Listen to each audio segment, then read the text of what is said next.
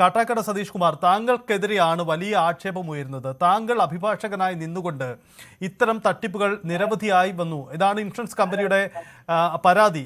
കോടതിയിൽ ഈ ഒരു ഹർജി വരികയും നിങ്ങൾക്കെതിരെ വലിയ ആക്ഷേപമായി നിൽക്കുകയും ചെയ്യുന്നുണ്ട്. ഹലോ, കേൾക്കാമോ? കേൾക്കാം. ഇത് ഞാൻ അഭിഭാഷകൻ സതീഷ് കുമാറാണ്.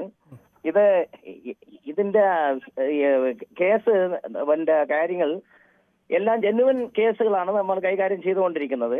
അപ്പൊ ഒരേ പീരീഡിൽ ഒരു കേസും ഇല്ല. പിന്നെ മാത്രമല്ല, MA റസൽ അഡ്വക്കേറ്റ് ആണ് ഇതിന്റെ അഭിഭാഷകനായിരുന്നത്. ഹലോ, കേൾക്കുന്നുണ്ട്, പറഞ്ഞോളൂ. MA റസൽ അഡ്വക്കേറ്റ് ഇവിടുത്തെ സീനിയർ ലോയർ ആയിരുന്നു.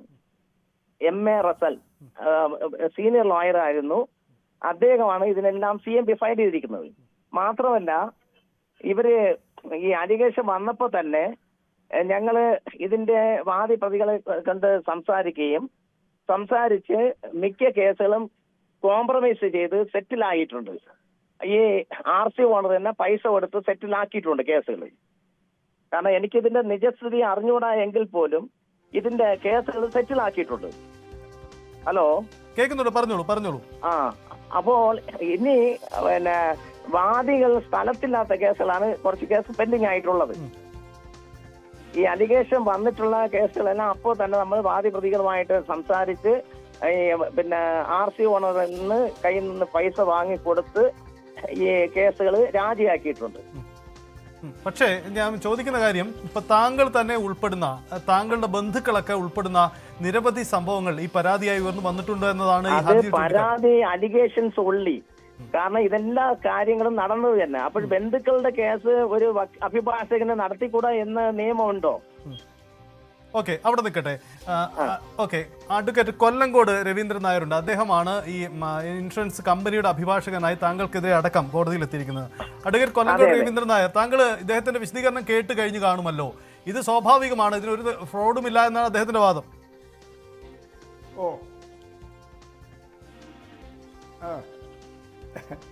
അദ്ദേഹത്തിന്റെ വിശ്വാസം അദ്ദേഹത്തെ രക്ഷിക്കട്ടെ.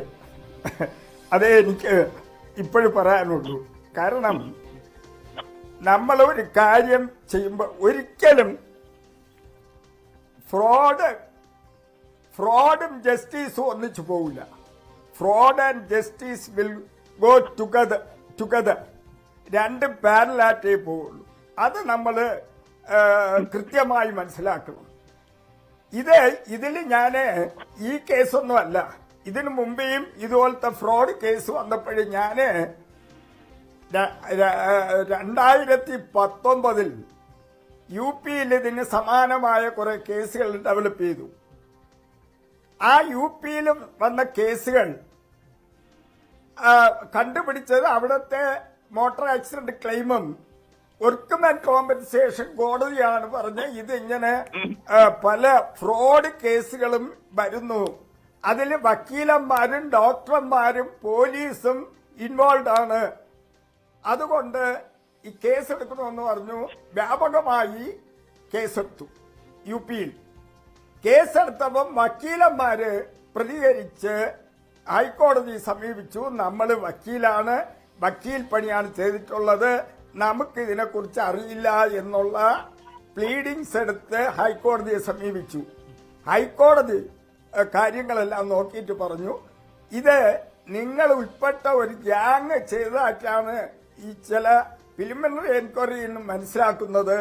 അതുകൊണ്ട് നിങ്ങൾ നിർബന്ധമായും ഈ എൻക്വയറിയിൽ സഹകരിക്കാതെ ഈ കേസിൽ നിന്ന് നിങ്ങളെ മാറ്റാൻ തയ്യാറല്ല എന്ന് വളരെ വ്യക്തമായി ലക്നൌ ഹൈക്കോർട്ട് പറഞ്ഞു.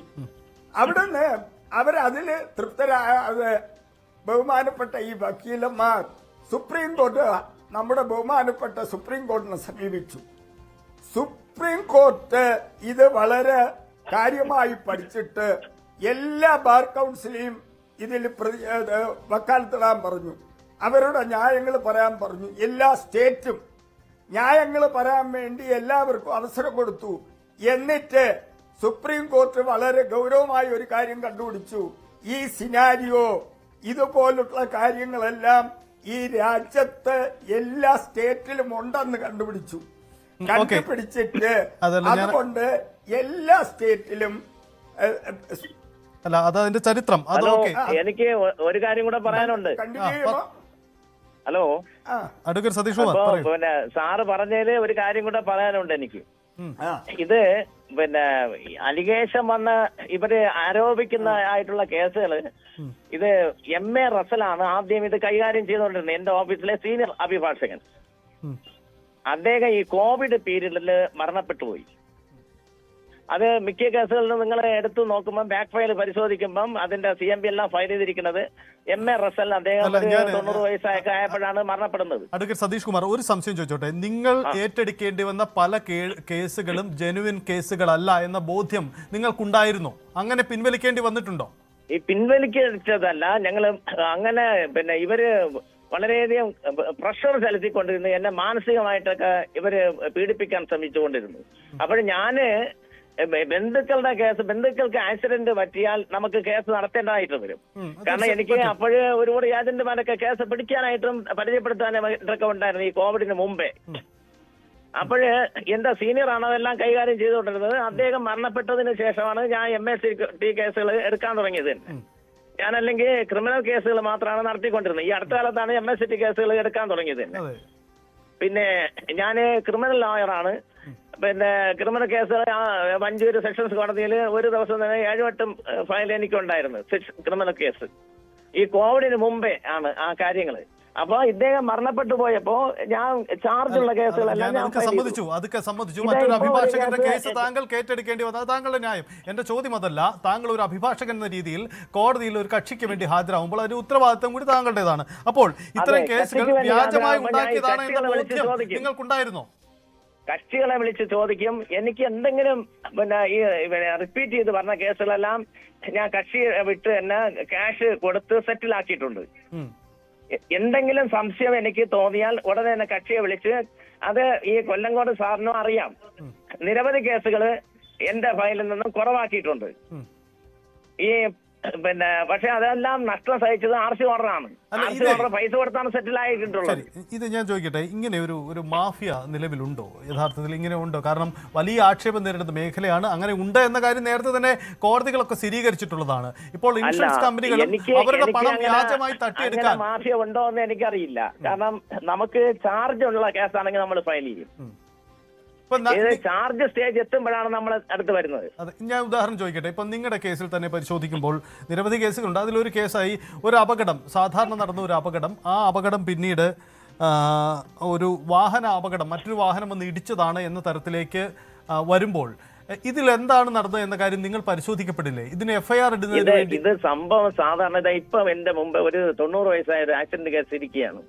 അദ്ദേഹം പിന്നെ KSRTC ബസ്സില് അദ്ദേഹത്തിന്റെ വൈഫ് KSRTC ബസ്സിൽ 2 ദിവസത്തിന് മുമ്പേ പോയപ്പോ മലയങ്കിഴിൽ നിന്ന് ബിവറേജ് കോർപ്പറേഷൻ അടുത്ത് വെച്ച് സഡൻ ബ്രേക്ക് ചെയ്തപ്പോ മണ്ട ഇടിച്ച് വീഴുന്നു എന്നുള്ളതാണ് കേസ്. തലയിൽ പൊട്ടി ഒരു 70 വയസ്സായ സ്ത്രീ ആദ്യം മെഡിസിറ്റിയിൽ കൊണ്ടുവന്നു. അതിനുശേഷം നേരെ പിന്നെ മെഡിക്കൽ കോളേജിൽ കൊണ്ടുവന്ന് ഇപ്പോഴും ട്രീറ്റ്മെന്റിലാണ്.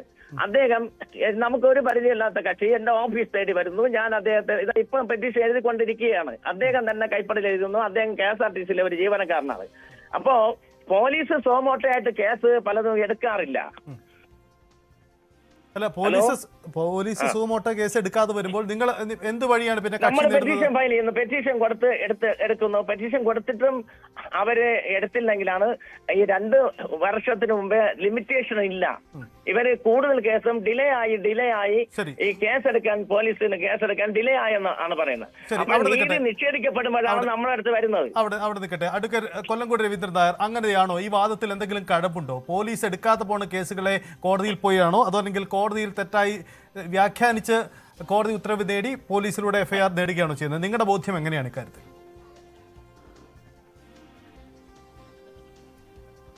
ഇല്ല, ഇദ്ദേഹത്തിന് ഫയൽ ചെയ്ത ഞാൻ ഈ IAയിൽ ഉൾപ്പെടുത്തിയിരിക്കുന്ന ബഹുഭൂരിപക്ഷം കേസും ഡിലേ 3 മാസം മുതൽ 1.5 വർഷം വരെ ഡിലേ ആയിട്ട് CMP കൊടുത്ത കേസുകളാണ് കൂടുതൽ.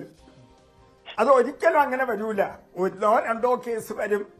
അത് മിസ്റ്റർ സതീഷ് കുമാർ പറഞ്ഞതുപോലെ ചിലപ്പോൾ പോലീസ് ചില കാരണങ്ങൾ കൊണ്ട് കേസെടുക്കാതിരുന്നാൽ CMP കൊടുത്ത് മജിസ്ട്രേറ്റ് കോടതിയിൽ 156(3) CRP അനുസരിച്ച് CMB കൊടുത്ത് ആ CMB റെഫർ ചെയ്ത് പോലീസിന് കൊടുത്ത് FIR ഇടുന്ന ഒരു രീതിയുണ്ട്, ഇല്ലാന്നല്ല.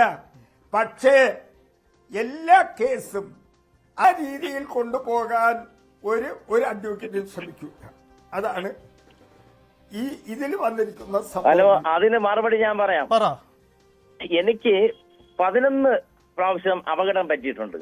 ഈ ഇൻഷുറൻസ് കമ്പനി എന്നെ 2 പ്രാവശ്യം എനിക്ക് തന്നിട്ടുണ്ട്. എന്നെ വന്ന് നേരിട്ട് കണ്ട അറിയാം. ആ ഫ്രാക്ചർ എല്ലാം ഞാൻ കാണിക്കാം. ഓപ്പറേഷൻ വരെ നടത്തിയിട്ടുണ്ട്. ഒരു കേസ് പിന്നെ ആ കോടതി നോ റെപ്രസെന്റേഷൻ തള്ളിയതിന് എന്റെ കേസ് എടുക്കാൻ പോലും ആരുമില്ല. അവര് അലിഗേഷൻ ഉള്ള കേസ് ആയിരിക്കുമെന്നാണ് അവർ വിചാരിക്കുന്നത്. പക്ഷേ ജെനുവിൻ ആണെന്ന് എനിക്കറിയാം. അതിന് റെസ്റ്റോ കൊടുക്കാതിരിക്കുന്നത്. അത് മാത്രമല്ല, ഒരു 2 വർഷത്തിനകത്ത് വെച്ച് എനിക്ക് ഒരു ആക്സിഡന്റ് കൊലശേഖരത്ത് വെച്ച് സംഭവിച്ചു. എന്റെ കാറിൽ എന്റെ പിള്ളേരും ഞാനും എല്ലാവരും ലോങ് ട്രിപ്പ് ഒരു ടൂർ കഴിഞ്ഞിട്ട് വരികയായിരുന്നു. ആ കൊലശേഖരം പോലീസ് സ്റ്റേഷന്റെ അതിർത്തിയിൽ വെച്ച് ഒരു ടാങ്കർ ലോറി കയറി വന്നപ്പോൾ ഞാൻ വെട്ടിത്തിരിച്ച് മതില് ഇടിച്ച് തെറിപ്പിച്ചു. അപ്പോഴ് വണ്ടി പൊളിച്ചാണ് ഞങ്ങൾ എല്ലാവരും ഇറക്കിയത്. അതിന് തന്നെ ഈ ഇൻഷുറൻസ് കമ്പനി തന്നെ, ന്യൂ ഇന്ത്യ ഇൻഷുറൻസ് കമ്പനി 1,67,000 വണ്ടി പണിക്കാൻ മാത്രം കൊടുത്തു. വണ്ടി നമ്പർ വേണമെങ്കിൽ ഞാൻ ഇതിൽ വാട്സാപ്പിൽ ഇട്ട് തരാം, ആരെങ്കിലും വാട്സാപ്പ് നമ്പർ ഉണ്ടെങ്കിൽ. ഇവരതൊന്നും അല്ല ചോദിക്കുന്നത്. എന്റെ ബന്ധുക്കളുടെ കേസ് എന്തുകൊണ്ട് ഞാൻ ഫയൽ ചെയ്തു, വേറെ വക്കീൽ ഫയൽ ചെയ്താൽ പോരെ എന്നാണ് ഇവരുടെ ന്യായം. അങ്ങനെ ഒരു ന്യായമായതുകൊണ്ട് ഞാൻ RC ഓണറെ വിളിച്ച് ക്യാഷ് കൊടുത്ത് ഏകദേശം എല്ലാ കേസുകളും സെറ്റിൽ ചെയ്തിട്ടുണ്ട്. ഇപ്പം 942 എന്ന് പറയുന്ന കേസിലാണ് ഇവരെ കൊണ്ട് ഹാജരാക്കിയിരിക്കുന്നത്. 942/2017. ആ പക്ഷേ 80% ഡിസബിലിറ്റിയിൽ ബെഡ്റിഡനിൽ കിടക്കുകയാണ്. എന്റെ കക്ഷികൾ ഏകദേശം എല്ലാം മരണപ്പെട്ടു പോയി. സമയത്തിന് ക്ലെയിം കിട്ടാതെയാണ് മരണപ്പെട്ടു പോയത്. കാരണം ജീവിത മാർഗം പിന്നോട്ട് മുന്നോട്ട് നീങ്ങാൻ സാധിക്കുന്നില്ല.